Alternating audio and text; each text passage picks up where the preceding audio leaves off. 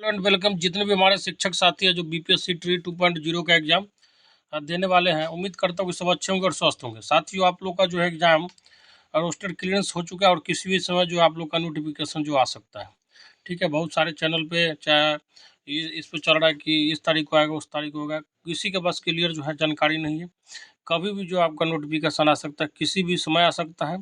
ठीक है, तो तैयारी करना अपना स्टार्ट कर दीजिए। इसलिए मैं आप लोग का जो है क्या कहते हैं 40 नंबर का जो कॉमन प्रैक्टिस पेपर जो होगा आपका, जो सब में पूछा जाएगा 40 नंबर का जो क्वेश्चन होगा, जिसमें आपका history, geography, polity, economics, physics, chemistry, bio तथा मैथ, रीजनिंग रहेगा। ठीक है, उसका मैं आपका जो है 9वां प्रैक्टिस सेट करवा रहा हूँ। इससे पहले मैं 8 प्रैक्टिस सेट करवा चुका हूँ। अगर अभी तक आप नहीं देखे हैं तो जाइए और उसको देख लीजिए। साथ ही साथ आप लोग का जो SCERT सिलेबस या NCERT, उससे मैं जो आपका 6 से लेकर 10th तक करवाने जा रहा हूँ। उस हालांकि 11-12 का भी करवाऊँगा, लेकिन जिसका अगर 6 से 10th खत्म हो जाएगा उसके बाद 11-12 में भी हाथ लगा देंगे। और उसके बाद जो है आपको ध्यान ये रखना है कि जितना ज़्यादा हो सके आप ज़्यादा से ज़्यादा जो है ये कम से कम कॉमन वाला जो प्रैक्टिस सेट करते जाइए। और SCERT बेस्ड जो मैं MCQ करवा रहा हूँ उसको कीजिए। बाकी बहुत जल्दी जो है आप लोग का, अभी तो फिलहाल 9th-10th का करवा रहा हूँ। 9th-10th में कुछ टॉपिक 9th का स्टार्ट किया हूँ, जैसे ज्योग्राफी, बाकी 10th का हुआ है। और बहुत जल्दी जो आप लोग का 6 क्लास का भी हिस्ट्री, ज्योग्राफी और पॉलिटी जो है स्टार्ट हो जाएगा। ठीक है, तो बिल्कुल भी अगर नहीं जुड़े हैं चैनल से तो जुड़ जाइए, अपने साथियों में शेयर कीजिए और लाइक ज़रूर कीजिएगा, क्योंकि आप लोग का लाइक बहुत कम रहता है। चलिए साथी, तो स्टार्ट करते हैं। आपका जो टेस्ट सीरीज नंबर 9 है उसका जो है जीके का पहला क्वेश्चन स्टार्ट करते हैं। मतलब आपका जो है ओवरऑल जो इस सेट का 8वां क्वेश्चन है। ठीक है, क्योंकि 7 क्वेश्चन जो है मैथ्स कराता है, तो 8वां क्वेश्चन आपका जीके का है। कह रहा है कि बिहार में जो सर्वाधिक चाय का उत्पादन किस जिले में होता है, बताइए। कहाँ पे सबसे ज़्यादा चाय का उत्पादन होता है? तो किशनगंज में होता है। ठीक है, पूर्वी साइड का बिहार का जिला है। ठीक है, किशनगंज, पूर्णिया और कटिहार जो आपका पूर्वी भाग में जो है ये जिला पाया जाता है, ध्यान रखिएगा। ठीक है, और किशनगंज को समझिए कि बिहार का चेरापूंजी कहा जाता है। चेरापूंजी किस लिए कहा जाता है? क्योंकि यहाँ पे भी बहुत ज़्यादा बारिश होता है। ठीक है, चलिए नेक्स्ट क्वेश्चन कह रहा है कि किस शासक ने अपने सिक्कों पर बुद्ध को अंकित किया है? ठीक है, तो क्या हो जाएगा इसका आंसर? आपका हो जाएगा कनिष्क हो जाएगा। ठीक है, और कनिष्क जो था कुषाण वंश का सबसे शक्तिशाली शासक था, जिसको द्वितीय अशोक कहा जाता है। ठीक है, पूछा जाता है क्वेश्चन कि किसको जो है द्वितीय अशोक के नाम से जाना जाता है। और इसका जो सबसे मोस्ट इंपोर्टेंट क्वेश्चन जो इससे पूछा जाता है कि कनिष्क के दरबार में कौन कौन से जो है विद्वान रहते थे। ठीक है, तो उसमें जो आपका नागार्जुन आ जाता है। ठीक है, उसके बाद अश्वघोष है, वसुमित्र है, चरक है। चरक जो था आपका एक तरह से कहिए कि उस समय का चिकित्सक था। ठीक है, बहुत बड़ा चिकित्सक था। चलिए आगे कह रहा है कि बौद्ध धर्म किसके समय में महायान एवं हीनयान नामक 2 शाखाओं में विभाजित हो गया था? तो हुआ क्या था कि चतुर्थ बौद्ध संगति के बाद जो है आपका बौद्ध धर्म 2 भागों में बट गया। उसका भी 2 अलग अलग विचारधाराओं में बट गया, अब महायान एवं हीनयान में। तो उस समय जो शासन था आपका कनिष्क का था। ठीक है, और ये चतुर्थ बौद्ध संगति के बाद हुआ था। और कनिष्क जो है कुंडल वन काश्मीर में जो है जो बौद्ध संगति हुआ था उस समय, तो जो है उसी का राज था।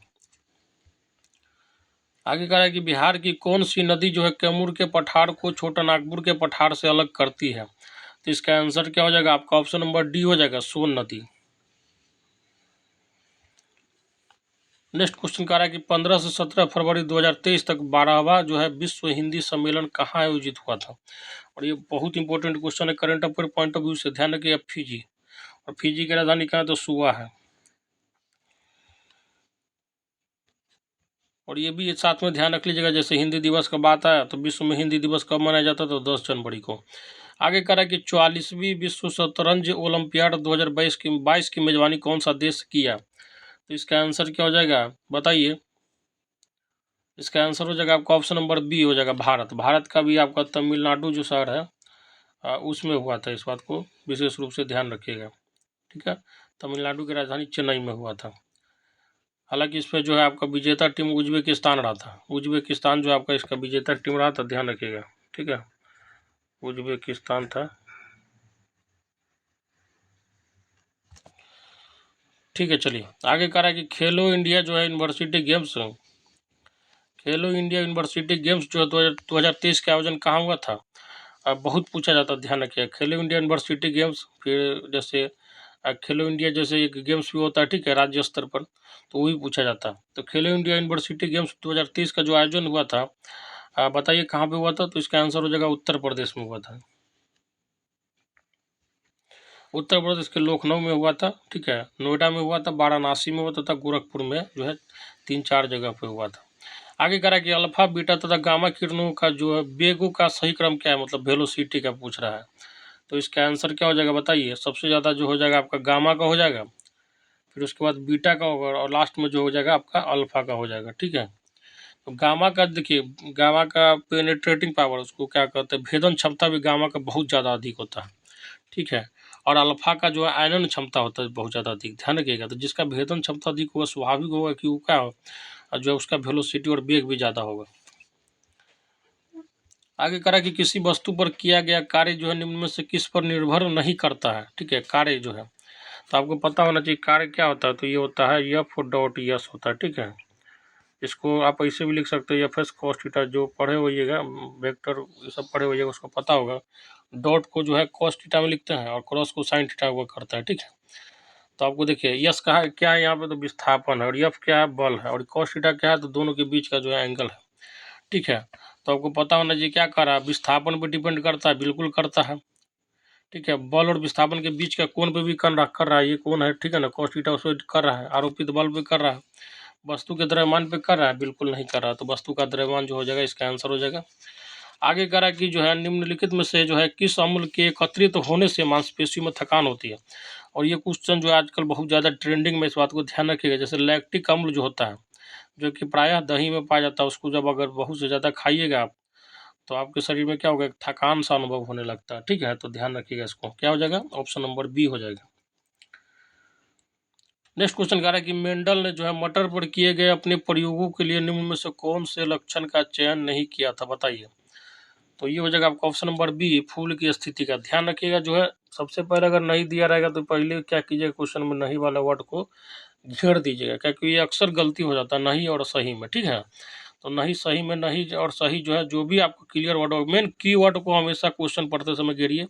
जैसे मेंडल, ठीक है, साइंटिस्ट का मटर के बारे में पूछ रहा है, मेन मेन की वर्ड है तो घोड़िएगा, तो जो है क्वेश्चन कम गलत होने का चांस रहता है एग्जाम में। आगे कह रहा है कि डैश एक उपकरण है जिसके द्वारा एक ही वस्तु की दो अलग अलग तस्वीरों को एक साथ देखा जा सकता है, ठीक है। तो इसका आंसर क्या हो जाएगा बताइए? तो ये हो जाएगा आपका ऑप्शन नंबर ए, ठीक है, स्टीरियोस्कोप। देखिए आपको जो है ग्राफ दे दिया गया है, वेग और समय का ग्राफ दे दिया गया है, ठीक है। अगर आप थोड़ा भी जो है तो 11th पढ़े, थोड़ा भी बेसिक जो नॉलेज होगा 11th का, तो इस क्वेश्चन को आराम से बना लीजिएगा। जैसे दो चीज़ पढ़ना रहता है, देखिए एक होता है ds/dt, ठीक है, तो ये क्या होता है, वेलोसिटी हो जाता है, ठीक है। और एक आता है आपका जो dv/dt, ठीक है। तो इसका मतलब ही मैं आपको बता देता हूँ, ये होता है एक्सेलरेशन। एक्सेलरेशन को जो है हिंदी में त्वरण बोलते हैं। ds/dt का मतलब क्या होगा, हालांकि इसका यूज नहीं मैं फिर भी बता दे रहा हूँ क्वेश्चन में। ds/dt मतलब समय के साथ जो स्थान में परिवर्तन की दर को क्या कहते हैं, तो वेलोसिटी कहते हैं। वैसे आप सोचिए कि समय के साथ एक स्थान से दूसरे स्थान पर आप कब जाएगा, जब आपके अंदर वेलोसिटी होगा। उसी तरह से कह रहा है कि समय के साथ जो है वेलोसिटी में जो परिवर्तन होता है, वेग में जो परिवर्तन होता है, उसको क्या बोलते हैं, त्वरण बोलते हैं। आप पढ़े हुइएगा हिंदी में, सॉरी 9th क्लास में जो है फिजिक्स में पढ़े हुइएगा, ठीक है। तो वही आपको जो है dv/dt बराबर एक्सेलरेशन होता है। तो कह रहा है कि दिए गए वेग के समय ग्राफ में त्वरण का मान ज्ञात कीजिए। तो देखिए आपको पता होगा dv/dt क्या हो गया, एक तरह से वेलोसिटी टाइम ग्राफ का क्या हो गया, एक तरह से स्लोप ही होता है। पढ़िए वही 11th क्लास में जो है डिफ्रेंसिएशन का मतलब क्या होता है, तो एक तरह से स्लोप होता है, tan थीटा निकालना होता है। तो आइए हम निकाल लेते हैं। स्टार्टिंग में इसका tan थीटा निकाल लीजिए, यहाँ पे tan थीटा θ1 निकाल लीजिए, और ये θ2 निकाल लीजिए, ठीक है ना। ग्राफ का वही जो आपका क्या दे देगा, तो वही आपका जो है क्या दे देगा, एक्सेलरेशन दे देगा, स्टार्टिंग का और फाइनल दे देगा, ठीक है। तो बस और कुछ करना नहीं है, सीधा स्लोप निकाल लीजिए। ये θ1 हो गया, ये θ2 हो गया, ये θ1 हो गया, ये θ2 हो गया। θ1 निकालिए, देखिए θ1 निकालिएगा तो इस ट्रायंगल में आपको जाना है, इस ट्रायंगल में, ठीक है। इस ट्रायंगल में जाइए तो आपको क्या पता है, ये कितना दे दिया गया, 90 दिया गया। और जो भी वेलोसिटी आपका यूनिट तो 90 है ना, बाकी ये कितना है, तो ये 6 है। तो 90/6 कितना हो जाएगा बताइए, तो ये 15 हो जाएगा। tan θ1 क्या होता है, लंब बटे आधार। तो tan θ1 क्या हो जाएगा आपको बताइए, tan θ1 हो जाएगा आपका 90/6 बराबर क्या हो जाएगा, 15 हो जाएगा। ठीक है ना। तो क्या हो जाएगा इसका, एक ऑप्शन तो आपको पहले ही पता चल गया 15 आ गया, अब 2 गो टकरा रहा, दूसरा भी चेक करना ही पड़ेगा। अब tan थीटा 2 चेक करना है। आइए सबको इरेज कर देते हैं, फिर से क्वेश्चन पे आते हैं। tan थीटा 2 में आपको जो है कौन सा ट्रायंगल लेना पड़ेगा, तो ये वाला ट्रायंगल लेना पड़ेगा, ठीक है ना, ये वाला ट्रायंगल। अब इस ट्रायंगल में आप बताइए कि लंब कितना है, तो लंब सेम ही है 90, ठीक है 90 है। आधार क्या हो जाएगा आपका, तो आधार ये इतना हो जाता है, 6 से 15 तक पहुँच गया तो 9 हो जाएगा, ठीक है ना टोटल। तो अब tan थीटा 2 कितना हो जाएगा, तो tan थीटा 2 हो जाएगा आपका जो है लंब, ठीक है, लंब कितना है 90, ये थीटा 2 आपको निकालना है जो, ठीक है। तो इस एंगल के लिए क्या हो जाएगा, लंब कितना हो जाएगा आपका 90, आधार कितना हो जाएगा 9, तो डिवाइड कीजिए तो कितना आ जाएगा 10 आ जाएगा, ठीक है ना। तो 15 और 10 हो जाएगा, ठीक है। और एक्सेलरेशन है तो यूनिट ध्यान रखिएगा मीटर पर सेकंड स्क्वायर होगा, तो आपका आंसर क्या हो जाएगा बी। चलिए नेक्स्ट क्वेश्चन कह रहा है कि निम्नलिखित में से कौन सा उपकरण जो है विद्युत प्रवाह के तापन प्रभाव पर आधारित नहीं है। फिर से आ गया देखिए नहीं वाला कॉन्सेप्ट, तो पहले घेर दीजिएगा। तो ये हो जाएगा आपका option number C microwave. Next question कह रहा है कि बंदी जीवन जो है किसकी कृति है, मतलब कौन जो है इसको लिखा है, कौन इसको रचा है, तो ये हो जाएगा आपका option number D Sachindra Nath Sanyal ने लिखा है। नेक्स्ट क्वेश्चन कह रहा है कि झंडा समिति के अध्यक्ष कौन थे, और ये क्वेश्चन इंपॉर्टेंट है, बहुत पूछा जाता है, ध्यान रखिएगा। ये हो जाएगा आपका JB कृपलानी। नेक्स्ट क्वेश्चन कह रहा है कि ग्रेट बैरियर रीफ जो है कहाँ पे है, तो ये हो जाएगा आपका ऑप्शन नंबर डी प्रशांत महासागर में है। कहाँ पे है, तो प्रशांत महासागर में। और ये क्वेश्चन और इससे पूछा जाता है कि जो है विश्व में सबसे बड़ा जो सागर कौन सा है, तो महासागर, तो हो जाएगा प्रशांत महासागर। और इसी में जो विश्व का सबसे गहरा जो बिंदु है, जितने भी महासागर में सबसे गहरा बिंदु जो है मेरियाना गर्त जो है 11,033 मीटर गहरा जो है प्रशांत महासागर में। आगे कह रहा है कि उड़ीसा राज्य जो है बिहार से कब जो है पृथक और नया प्रांत बनाया गया, तो उड़ीसा जो है बिहार से अलग हुआ था आपका 1 अप्रैल 1936 को हुआ था। हालांकि अगर आपसे पूछा जाए कि कलकत्ता प्रेसिडेंसी से, जैसे कलकत्ता प्रेसिडेंसी में पहले 3 राज्य मोटा मोटी थे, बिहार हो गया आपका, बंगाल हो गया, उड़ीसा हो गया। तो कलकत्ता प्रेसिडेंसी से बिहार अलग हुआ था 1912 ईस्वी में, ठीक है 22 मार्च 1912 को अलग हुआ था। और उसके बाद जो है 1936 में जो है बिहार से जो है आपका उड़ीसा अलग हो गया। चलिए आगे करें कि धौलावीरा नामक हड़प्पा सभ्यता नगर कहाँ पे स्थित है। बहुत बढ़िया क्वेश्चन है, ध्यान रखिएगा, आपका ऑप्शन नंबर सी हो जाएगा कच्छ में। कच्छ कहाँ पे, तो गुजरात में। नेक्स्ट क्वेश्चन कह रहा है कि जनगण मन कब और कहाँ पे सर्वप्रथम गाया गया था। बहुत इंपॉर्टेंट क्वेश्चन है, बहुत पूछा जाता है, ध्यान रखिएगा। जनगण मन सबसे पहले आपको पता होना चाहिए, आपका जो है हम लोग का राष्ट्रगान है। साथ ही साथ इसको सबसे पहले जो है 1911 में कोलकाता अधिवेशन में गाया गया था, ठीक है ध्यान रखिएगा। शुरू में जो है मूलतः यह बंगाली में लिखा गया था, अब जो है इसका धीरे धीरे हिंदी वर्जन में मिलता है, आपको पता है, ठीक है। चलिए आगे कह रहा है कि संघ के कार्यकारिणी का जो है संवैधानिक प्रमुख क्या है, तो इसका आंसर क्या हो जाएगा, आपका ऑप्शन नंबर ये हो जाएगा राष्ट्रपति। नेक्स्ट क्वेश्चन कह रहा है कि निम्नलिखित पदों में से किस पद का प्रयोग एक साथ रहते हुए एक जाति के कुछ विशिष्टियों के लिए व्यष्टियों के लिए होता है, तो ये हो जाएगा आपका ऑप्शन नंबर ए जीव मंडल, ठीक है। नेक्स्ट क्वेश्चन कह रहा है कि कौन से प्रसिद्ध जो है भारतीय नेता सीमांत गांधी के नाम से जाने जाते हैं, बहुत पूछा जाता है, और एकदम दिमाग में बैठा लीजिए जो है इस किसको बोलते हैं, तो ये हो जाएगा आपका खान अब्दुल गफ्फार खान को जो है सीमांत गांधी के नाम से जाना जाता है। आगे कह रहा है कि केंद्रीय मंत्रिमंडल को किन परिस्थितियों में त्याग पत्र देना पड़ता है, तो इसका आंसर क्या हो जाएगा, आपका ऑप्शन नंबर बी जो है बहुमत खोने पर। नेक्स्ट क्वेश्चन कह रहा है कि 1918 में अहमदाबाद में गांधी जी द्वारा चलाए गए सत्याग्रह में किसने हिस्सा लिया था, तो ध्यान रखिएगा ये हो जाएगा आपका ऑप्शन नंबर सी, ठीक है अनुसुईया बेन साराभाई। 1917 में चंपारण सत्याग्रह में गांधी जी आए थे। आगे कह रहा है कि सितंबर 1932 में महात्मा गांधी ने यरबदा जेल में आमरण जो है अनशन क्यों किया था, इसका मेन कारण क्या था बताइए, बहुत बढ़िया क्वेश्चन है, ठीक है। इससे पहले जो आपको पता है इससे पहले साल में क्या हुआ था, तो गांधी और इनके बीच में समझौता हुआ था। तो इसका जो मेन कारण था आपका जो है रैमजे मैकडोनाल्ड के सांप्रदायिक अवार्ड के विरुद्ध। नेक्स्ट क्वेश्चन कह रहा है कि लौह और रक्त की नीति जो किसने अपनाई थी, और ये बहुत पूछा जाता है, ध्यान रखिए बलबन ने अपनाई थी, ठीक है। बलबन जो है आपका एक तरह से गुलाम वंश का एक शासक था। सल्तनत काल में सबसे पहले गुलाम वंश आता है, उसमें जो है बलबन था, उसने रक्त एवं लौह की नीति को अपनाया था और चहलगानी प्रथा को खत्म किया था जो कि इल्तुतमिश लाया था। आगे कह रहा है कि आगे कह रहा है कि किसने कहा था कि कोई भी राजनीतिक धर्म से रहित नहीं है, तो इसका आंसर क्या हो जाएगा आपका? ऑप्शन नंबर डी हो जाएगा, महात्मा गांधी। नेक्स्ट क्वेश्चन कह रहा है कि कुंवर सिंह ने अपने अंतिम समय में किस अंग्रेज कैप्टन के साथ युद्ध किया था? बहुत फेमस क्वेश्चन है, ध्यान रखिएगा, ये हो जाएगा आपका ली ग्रांट हो जाएगा। नेक्स्ट क्वेश्चन कह रहा है कि कुमायूं हिमालय जो है किन नदियों के बीच स्थित है? तो कुमायूं हिमालय जो है आपका कौन सी नदियों के बीच स्थित है? तो ध्यान रखिएगा, सतलज और काली नदियों के बीच स्थित है। ठीक है, मैं आपको थोड़ा बता देता हूँ इस सबके बारे में, अक्सर पूछा जाता है क्वेश्चन। देखिए, पंजाब जो हिमालय है आपका, ठीक है, तो सिंधु और सतलज नदियों के बीच स्थित है। वैसे भी आप देखिए, सिंधु और सतलज नदियाँ जो पंजाब भाग में ही है, ठीक है, स्टार्टिंग जो है उसका, तो सिंधु और सतलज नदियाँ कहाँ है? तो पंजाब हिमालय में है। दिमाग में बैठा लीजिए, कुमायूं हिमालय जो है आपका जो है सतलज और काली नदी के बीच में, कहाँ पे? तो सतलज और काली नदी का शुरू कीजिए, सिंधु और सतलज से पंजाब, फिर आइए कुमायूं पे, सतलज और काली हो जाएगा, फिर अब काली आ गया। देखिए, काली आया लास्ट में, तो नेपाल हिमालय जो काली और तीस्ता के बीच में है, ठीक है। फिर उसके बाद आसाम में आइए, तो तीस्ता और दिहांग के बीच में है। तो इस हिसाब से आप सिस्टमेटिक है। देखिए, शुरू में आपका क्या है? पंजाब हिमालय, सिंधु और सतलज, फिर कुमायूं, सतलज और काली, नेपाल हो गया काली और तीस्ता, और असम हो गया तीस्ता और दिहांग नदी के बीच में। नेक्स्ट क्वेश्चन कह रहा है कि जीवन की उत्पत्ति के बारे में ओपेरिन का जो सिद्धांत है किससे संबंधित है? तो ये हो जाएगा आपका ऑप्शन नंबर बी, रासायनिक विकास से। ठीक है, केमिकल डेवलपमेंट कह सकते हैं इसको। आगे कह रहा है कि डैश जो है विकासवादी संबंधों के प्रमाण प्रदान करता है, तो इसका आंसर क्या हो जाएगा आपका? ऑप्शन नंबर ए हो जाएगा, जीवाश्म। नेक्स्ट क्वेश्चन कह रहा है कि पर्यावरणीय परिवर्तन के प्रति किसी जीव द्वारा किए जाने वाले शारीरिक समायोजन को डैश कहा जाता है, तो इसका आंसर क्या हो जाएगा आपका? ऑप्शन नंबर सी होगा, पारिस्थितिकी अनुकूलन कहते हैं। ठीक है, तो ये था साथी आपका जो है जीके का पूरा कंप्लीट हो गया। हालांकि मैं मैथ का आप करवाऊंगा, सेशन में बने रहिए।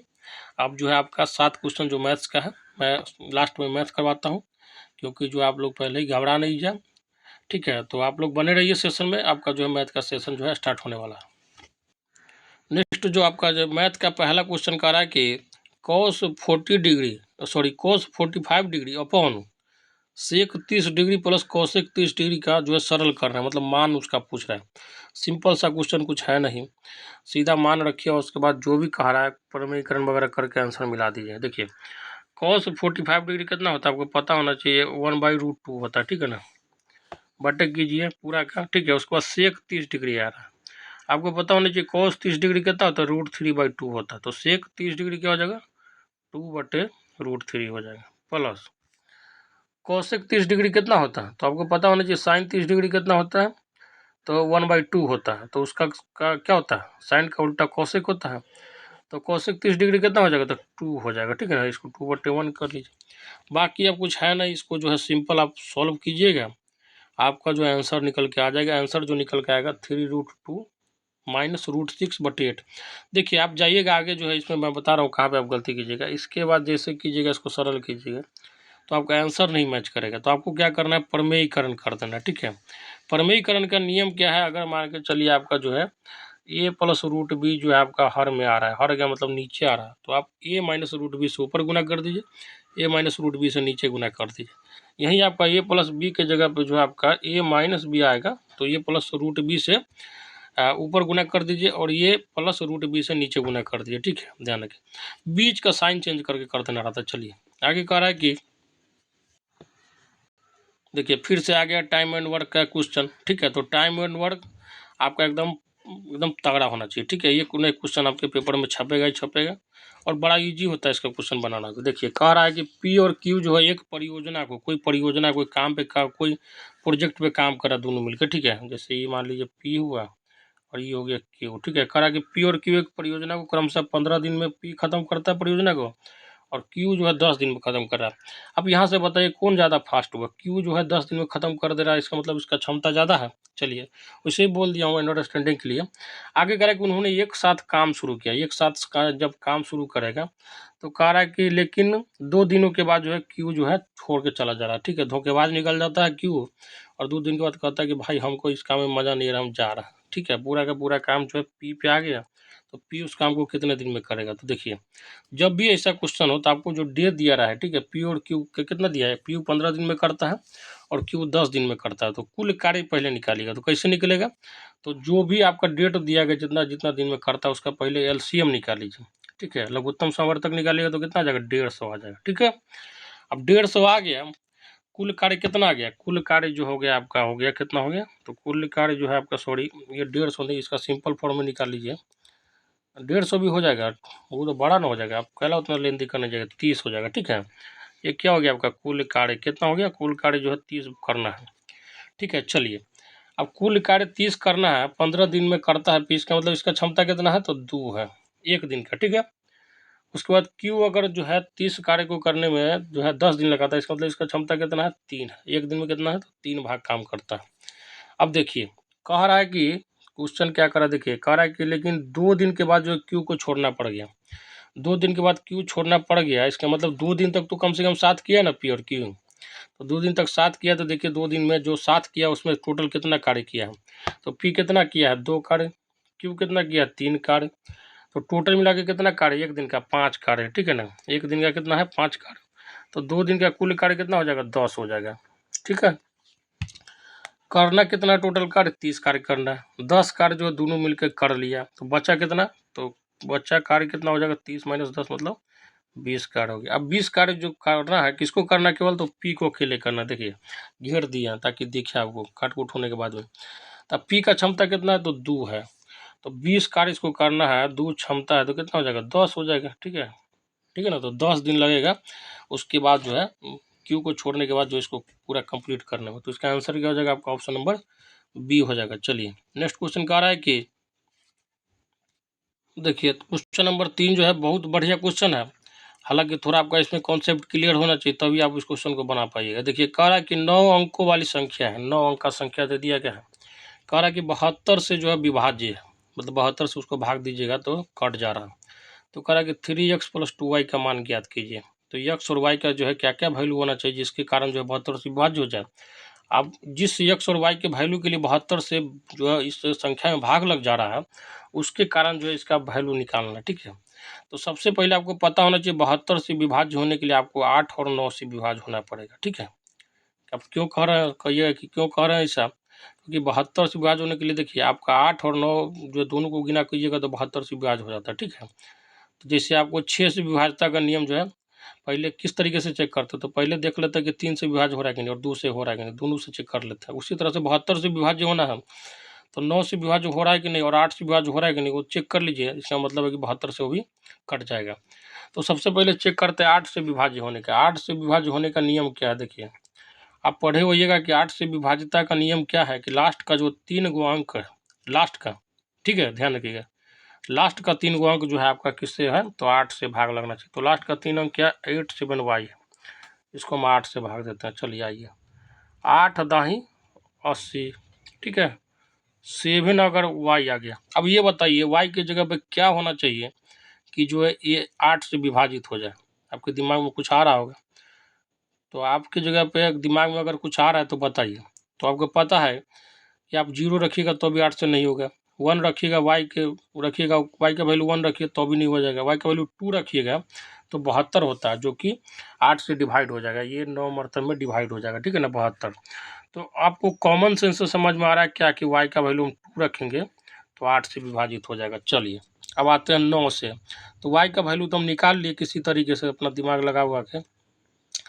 अब आते हैं y का वैल्यू हम मोटा मोटी 1 मिनट के लिए लिख देते हैं 2, ठीक है। अब चलिए 9 से विभाज्यता के लिए अब चेक करते हैं 9 से कैसे होगा, तो आपको पता होना चाहिए 9 से विभाज्य होने के लिए क्या होता है, 3 की तरह उसका भी नियम है कि जो संख्या जो दिया गया उसके अंकों का योग, ठीक है, हर डिजिट का जो योग होता है जो सम होता है वो आपको क्या होना चाहिए, तो 9 से डिवाइड होना चाहिए, या 18 से डिवाइड होना चाहिए, या 27 से डिवाइड होना चाहिए। सारा बात एक ही है, देखिए 3 से डिवाइड हो रहा है इसका मतलब उसके मल्टीपल से डिवाइड होगा ही होगा, कॉमन सेंस वाला बात है, ठीक है। आगे कह रहा है कि देखिए तो इसको हम जोड़ते हैं, चलिए जोड़ देते हैं, 8 जोड़िए, देखिए हम सीधे लिख रहे हैं, जो क्या है कि यहाँ पर थोड़ा जगह का अभाव है, देखिए जोड़ते हैं संख्या को जोड़ते हैं, 8 और 9 जोड़िएगा तो कितना होगा 17 हो जाएगा, 6 जोड़िएगा तो 23 हो जाएगा, 4 27 2 29, 8 क्या होगा 37 और 7 44, ठीक है ना, तो 44 प्लस एक्स प्लस वाई, जो ये किससे डिवाइड होना चाहिए तो 9 से, तो वाई का वैल्यू हम निकाल चुके हैं, ठीक है ना। तो 44 और y का वैल्यू 2 रख देते हैं तो क्या हो जाएगा, इसका वैल्यू 2 रख दीजिए, ठीक है। तो 46 प्लस x बराबर क्या हो जाएगा, हम अगर 9 से डिवाइड करना चाहते हैं इसको, ऐसे ही आपको समझा रहा है। ये बताइए कितना होना चाहिए यहाँ पे, x का वैल्यू कितना रखिएगा, कम से कम कितना रखिएगा कि जो है आपका जो है 9 से डिवाइड हो जाता है। आपको पता होना चाहिए 45 जो है 9 से डिवाइड है। उसके बाद नेक्स्ट नंबर कितना होता है, 54। तो हमको 54 पुराने के लिए x का वैल्यू कितना रखना पड़ेगा, तो 8 रखना पड़ेगा। तो अब हम x का वैल्यू भी निकाल लिए, x का वैल्यू कितना हो गया 8, और y का वैल्यू कितना निकाला 2, हो गया मैटर क्लोज। अब इतना पता चल गया तो आपको 3x प्लस 2y का मान ना निकलेगा, निकलिए जाएगा। तो आप उसमें वैल्यू रख दीजिए, ठीक है। 3x, x कितना निकाले हैं, तो x निकाले हैं 8, और y कितना निकाले हैं, तो 2 निकाले हैं। तो 3 8 24 और 2 दूना 4, तो 28 आंसर हो जाएगा। बहुत बढ़िया क्वेश्चन था, बहुत शानदार क्वेश्चन था। इसको घेर लीजिएगा, थोड़ा विभाज्यता का नियम भी पढ़ लीजिएगा 2 से लेकर 10 तक का, ठीक है। 11 भी एक बार देख लीजिएगा, क्योंकि 11 का भी बहुत यूज होता है। बाकी क्वेश्चन में कुछ था नहीं, कॉन्सेप्ट जिसका क्लियर हो वो बना दीजिएगा। चलिए नेक्स्ट क्वेश्चन कह रहा है कि चीनी की कीमत में 20% की वृद्धि की गई है। चीनी की खपत में कितने प्रतिशत की कटौती की जानी चाहिए जिससे चीनी पर हुए व्यय में कोई अतिरिक्त वृद्धि न हो। और इस तरीके का जो इस वेराइटी का क्वेश्चन जो आपको बहुत पूछा जाता है, आज मैं इसका जो है आपका एक काट बता देता हूँ, एक लाइन में आप इसको सॉल्व कर लीजिएगा, ठीक है। देखिए क्या हुआ है कि 20% का वृद्धि हो गया, ठीक है। तो जब भी कटौती का बात है, ठीक है ना, कितना कटौती करना है, तो सबसे पहले आपको क्या कर देना, जितना वृद्धि लिखा रहा है ऊपर लिख दीजिए, ठीक है। बाकी जो है वृद्धि करने के बाद कितना हो जाएगा, 120 हो जाएगा, गुने 100 कर दीजिए, ठीक है ना। तो इसको काट कूटा कीजिएगा तो कितना हो जाएगा, 16.2/3% का जो है कटौती कर दीजिए रेट में, ठीक है। मान के चलिए 20%, 100 रुपया की जगह 120 रुपया हो जा रहा है चीनी का दाम। तो आपको क्या करना है, जितना खा रहे थे ना उतना उसका जो है 50/3% जो है कम चीनी खाइए, तो आपका जो है कुछ जो है बजट में प्रभाव नहीं पड़ेगा, खर्चा उतने होगा। बस आपको क्या है, खाना में कटौती कर देना है, ठीक है। ध्यान रखिएगा, ठीक है। इसका जो इसी तरह के ट्रिक है, इसका आंसर क्या जाए, ये हो जाएगा आपका। चलिए आगे कह रहा है कि क्वेश्चन नंबर जो है आपका अब 5 कह रहा है कि देखिए लड़का लड़कियां हैं, ठीक है, एग्जाम शायद लग रहा दिया है, हाँ। कह रहा है कि निम्नलिखित तालिका एक महाविद्यालय के विभिन्न संकाय में दाखिला हुए छात्रों की संख्या दर्शाती है। देखिए साइंस में जो है लड़कियां 32 है, लड़के 18 है, ठीक है। हालांकि ऐसा अक्सर होता नहीं है। कला के क्षेत्र में तो लड़कियां ज़्यादा हैं, आर्टिस्ट वगैरह में, ठीक है, लड़के जो है 45 हैं। वाणिज्य में जो है आपका, कॉमर्स में जो है आपका 42 पे लड़कियां हैं, लड़के भी जो है 42 है। और व्यावसायिक जो वोकेशनल है आपका, उसमें जो है लड़कियां 13 है और लड़के जो है 30 है। तो कह रहा है कि विज्ञान को छोड़कर अन्य संकायों में अध्ययन करने वाले छात्रों का प्रतिशत कितना है। कह रहा है कि विज्ञान को छोड़कर, बताइए कह रहा है क्या, तो विज्ञान को छोड़कर, विज्ञान को आपको छोड़ देना है, इसको पकड़ना नहीं है, इस बात को दिमाग में बैठा लीजिए। तो विज्ञान को छोड़ के सबसे पहले कुल लड़का या लड़कियों की संख्या ज्ञात कर लीजिए, ठीक है। कितना होगा बताइए, आप कैलकुलेट कीजिएगा तो कितना निकल के आ जाएगा। तो देखिए जो क्वेश्चन क्या कर रहा है कि सबसे पहले देखिए पूरा जो संख्या है, टोटल संख्या जो है लड़का लड़कियां मिला के उसको नीचे लिख दीजिए। प्रतिशत निकालना तो टोटल तो नीचे लिखना ही पड़ेगा। तो 32 18 कितना हो गया, हम पहले जोड़ जोड़ के लिख दे रहे हैं, 50 हो गया। अब 45 28 कितना हो गया, 73 हो जाता है, जोड़ लीजिएगा उतना ही आएगा। 42 42 कितना होता है, 84 हो जाता है। और आपका जो एक और दिया गया है उसमें जो है आपका शायद हमको लगता है 30 और ये 13 है, ठीक है ना। ध्यान आपको दिख नहीं रहा होगा, ये है लेकिन 13। चलिए इतना हो गया, कुल जो है छात्र हो गए, लड़के या लड़कियाँ सब तो छात्र ही है ना, पढ़ रहे हैं। तो चलिए अब कह रहा है कि विज्ञान को छोड़ के बाकी कितना छात्र छात्राएं हो, ठीक है। तो ये हो जाएगा 28 45 कितना हो जाएगा, जो है आपका 73 हो जाएगा, 42 42 84 हो जाएगा, और ये 23 17 13 13 कितना हो जाएगा, 43 हो जाएगा, ठीक है। तो इसको जब आप क्या कीजिएगा, कैलकुलेट कीजिएगा तो ऊपर आ जाएगा 200 और नीचे आ जाएगा कितना, 250। अब उन्हें 100 कर दीजिए, तो ये को जीरो से ये को जीरो काट दीजिए। अब 25 चौका 100 हो जाएगा, 20 चौका 80% हो जाएगा। 80% जो है छात्र जो है साइंस को छोड़ के बाकी अन्य संख्याओं में अध्ययन करने वाले हैं। तो इसका आंसर क्या हो जाएगा आपका, ऑप्शन नंबर ये हो जाएगा। चलिए अब आते हैं नेक्स्ट क्वेश्चन पे। कह रहा है कि ए क्यू प्लस बी क्यू बराबर 432 दिया गया है। ए प्लस बी का मान जो है 12 दिया गया है। तो ए प्लस बी का होल स्क्वायर माइनस 3ab का मान क्या होगा। कुछ खास क्वेश्चन नहीं, एकदम सिंपल सा क्वेश्चन है। एक लाइन में इसको आप बना लीजिएगा। देखिए कैसे बनाना है हम आपको बता रहे हैं।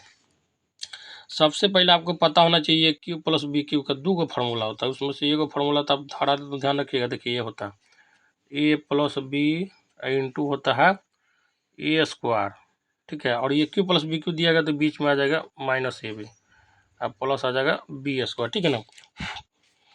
देखिए ये हो गया।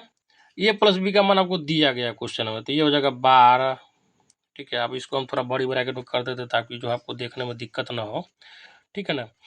ए square minus A B plus B square, देखिए हम ए स्क्वायर ये प्लस बी स्क्वायर को देखिए कैसे हम लिखते हैं। देखिए इसको हम ऐसे लिख सकते हैं, ए प्लस बी का होल स्क्वायर माइनस 2ab, ठीक है ना। ऐसे कीजिएगा ना तो ये क्या हो जाता है, A square plus B square plus 2ab होता है।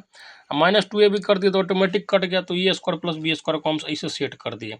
अब माइनस एगो ए बी जो है आपका ऑलरेडी जो है बाहर से है, ये है, तो समझ में आ गया। तो आपको हमको क्या ए प्लस बी का मान पता है, बस पुट करते जाइए। हमको निकालना क्या 3, अभी चलिए देखते हैं। तो अब आ गया जो है, हम कहाँ तक चल गए थे, तो हम यहाँ पे आ गए थे। देखिए ए क्यू प्लस बी क्यू का वैल्यू कितना है, 432 था। हम आ गए थे ए प्लस बी पे, तो ए प्लस बी कितना था, 12 था। अंदर में जो सॉल्व किए थे तो क्या आ गया था, ए प्लस बी का whole square minus A B आया एक और माइनस 2ab था, तो कितना हो गया माइनस 3ab हो जाएगा, ठीक है ना। ठीक है, अब आ गया क्या, ए प्लस बी का हमको वैल्यू पता है, तो रख देते हैं, सब वैल्यू पुट कीजिए, हो जाएगा। ठीक है, तो हमको क्या ये यही निकालना, तो हटाइए मैटर यहीं पे क्लोज कर देते, 432/12 कर दीजिए, ठीक है ना। ये क्या हो जाएगा आपका ए प्लस बी जो है क्या होल स्क्वायर माइनस 3ab। देख लीजिएगा क्वेश्चन कहाँ तक आपको करना है, ठीक है ना। तो 12 से भाग दीजिएगा तो 12 3 36 और 7 जो 2 तो 12 चौक 72, 36 आंसर हो जाएगा आपका, ठीक है। चलिए देखिए क्वेश्चन बहुत बढ़िया क्वेश्चन है। अब देखिए 7 का 7 क्वेश्चन जो है फेवरेट जो एकदम मोस्ट इंपोर्टेंट क्वेश्चन जो स्टेट में डाला गया। क्वेश्चन कह रहा है कि यदि किसी सम बहुभुज का आपको सबसे पहले पता होना चाहिए कि बहुभुज किसको बोलते हैं। तो अगर 3 या 3 से अधिक साइड हो तो उसको बहुभुज बोला जाता है, ठीक है। तो इसमें कह रहा सम बहुभुज, मतलब बहुभुज तो है ही है लेकिन उसका जो है भुजा भी सबका समान है। कह रहा कि प्रत्येक अंतः कोण कितना 135 डिग्री है। तो आपको पता होना चाहिए कि प्रत्येक जो है अंतः किसी भी पॉइंट पर आप जाइएगा तो अंतः कोण और बाह्य कोण का मान कितना होता है 180 डिग्री होता है। तो ये अगर कह रहा है कि बहुभुज जैसे हो गया, आप मान के चलिए इससे बना रहा है, तो ये अंतः कोण 135 डिग्री दिया गया। तो यहाँ ये बाहर से कितना आ जाएगा, तो ये 45 डिग्री आ जाएगा। सपोज दैट जो इसका बाह्य कोण कितना होगा, ये 45 डिग्री हो जाएगा। तो वही कह रहा है। तो यहाँ पे देखिए समबाहुभुज का प्रत्येक अंतः कोण 135 डिग्री दिया गया है। तो हम प्रत्येक बाह्य कोण कितना निकालेंगे, तो ये निकल जाएगा आपका 45 डिग्री। यहाँ तक समझ में आ गया होगा। समबाहुभुज कहा गया तो चलिए हम इसको फार्मूला भी लगा सकते हैं। तो कहा कि तो उस बहुभुज के विकर्णों की संख्या ज्ञात करना है। देखिए सबसे पहले जो हमको बहुभुज का बाह्य कोण पता चल गया, तो हमको ये पता करना है कि समबाहुभुज में कितनी संख्या है, क्या भुजा की संख्या कितनी है। तो इसके लिए हम क्या करेंगे, 360 डिग्री में आपको जो है 45 डिग्री से डिवाइड कर देंगे, तो कितना हो जाएगा 8 आ जाएगा। मतलब आपका जो बहुभुज है उसका जो है भुजा की संख्या कितना है, तो 8 वो भुजा है उसके पास, ठीक है। तो कैसा हो जाएगा, देखिए इस तरीके से हो जाएगा, आपको दिखाते हैं। ये हो जाएगा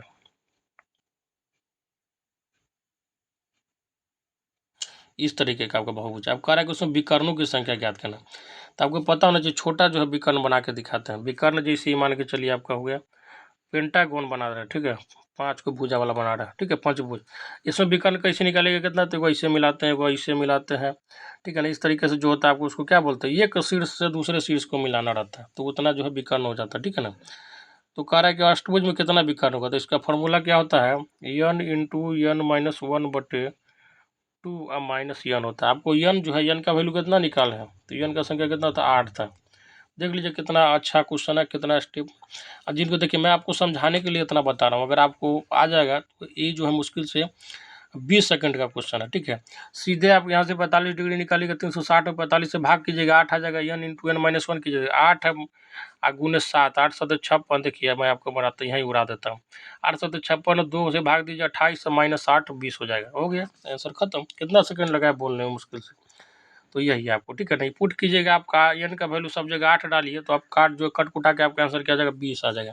मतलब कुल जो है अष्टभुज में 20 को विकर्ण हो जाएगा, ठीक है ना। तो ये था साथ ही आपका जो है प्रैक्टिस सेट नंबर जो है 9 का जो है कंप्लीट सॉल्यूशन। रोज़ एक प्रैक्टिस सेट जरूर देखिए, और मैं ज़रूर बोलूँगा आप लोग लाइक ज़रूर कीजिए, क्योंकि लाइक आप लोग का बहुत कंजूसी रहता है। तो अगर आप लाइक करने में भी कंजूसी कर रहे हैं तो बहुत बड़ी दिक्कत वाली बात है। साथ लाइक ज़रूर कीजिएगा और शेयर ज़रूर कीजिएगा। जितने भी साथी हैं जल्दी से जल्दी जुड़ जाइए, क्योंकि आज हो सके नहीं तो कल से आप लोग का जो 6 क्लास का जो होगा वो मैं एनसीईआरटी स्टार्ट करने जा रहा हूँ, और पूरा डिटेल में पहले थ्योरी पर हम बताऊँगा, फिर वहीं पे आपको बता दूँगा कि कौन-कौन सा जो इम्पोर्टेंट है, क्या-क्या पूछा जाएगा पूरा डिटेल में। अगर नहीं जुड़ा तो जल्दी से जुड़ जाइए, अपने दोस्तों में भी शेयर कीजिए। तो चलिए साथी लेते हैं विदा। जय हिंद, जय भारत।